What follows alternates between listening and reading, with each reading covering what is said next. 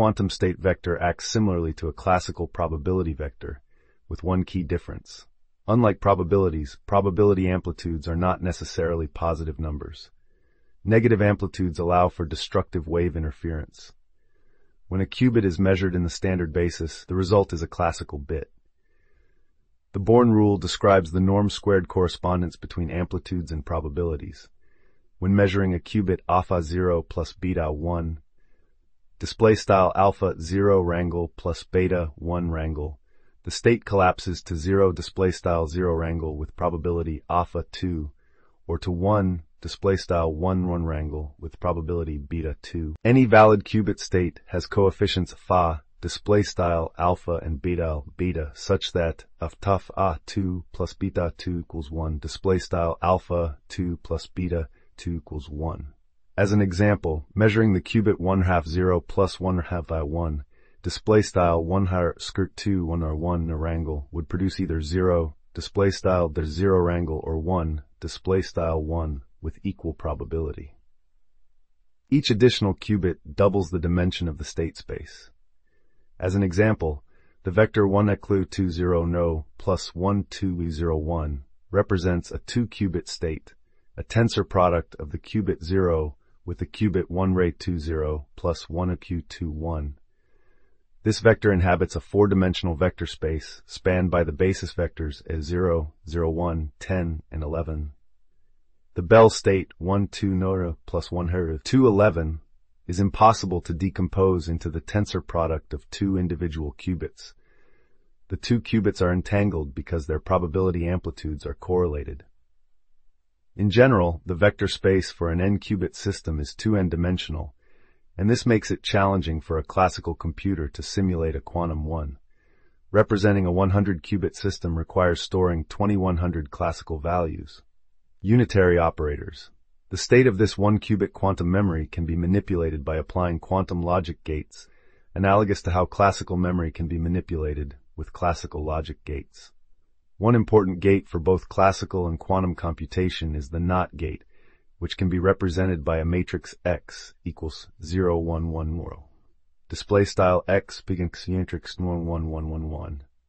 Mathematically, the application of such a logic gate to a quantum state vector is modeled with matrix multiplication. Thus, x.0 equals 1, display style x spell 0 wrangle, style wrangle 1 wrangle, and display style x1 wrangle equals 0 wrangle.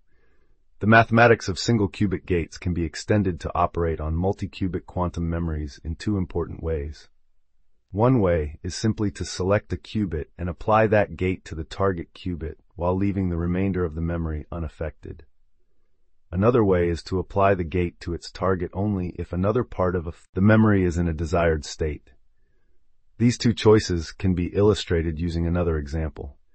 The possible states of a 2-qubit quantum memory are 0, 0 equals 1, 0, row, 0, 1 equals 0, 1, row, 10 equals 0, 1, no, 11 equals 0, 1, wrangle, begin pimetry.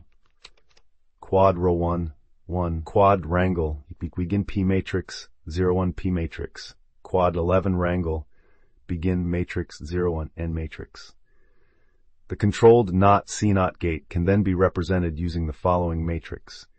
C0 equals 1, 0, 0, where 1, 0, 0, 0, 0, 1, 0, 1 row. Operator name x1 and 0 and 0 and 0, 0, 1 and 0, 0, 1 and 1 N matrix. As a mathematical consequence of this definition, C0 T00 equals 0, 0, text operator name C0 wrangle, C0 0, 1 equals 0, 1, row 1 wrangle equals 0, 1 wrangle. C0 10 equals 11 wrangle, and C0 11 equals top 10 equal 11 wrangle equals 10. In other words, the C0 applies a NOT gate, X textile X from before, to the second qubit if and only if the first qubit is in the state 1, text style 1 wrangle. If the first qubit is 0, text style 0 wrangle, nothing is done to either qubit. In summary, quantum computation can be described as a network of quantum logic gates and measurements. However, any measurement can be deferred to the end of quantum computation, though this deferment may come at a computational cost. so most quantum circuits depict a network consisting only of quantum logic gates and no measurements. Quantum parallelism. Quantum parallelism is the heuristic that quantum computers can be thought of as evaluating a function for multiple input values simultaneously. This can be achieved by preparing a quantum system in a superposition of input states and applying a unitary transformation that encodes the function to be evaluated. The resulting state encodes the function's output values for all input values in the superposition, allowing for the computation of multiple outputs simultaneously. This property is key to the speedup of many quantum algorithms. However, parallelism in this sense is insufficient to speed up a computation, because the measurement at the end of the computation gives only one value. To be useful, a quantum algorithm must also incorporate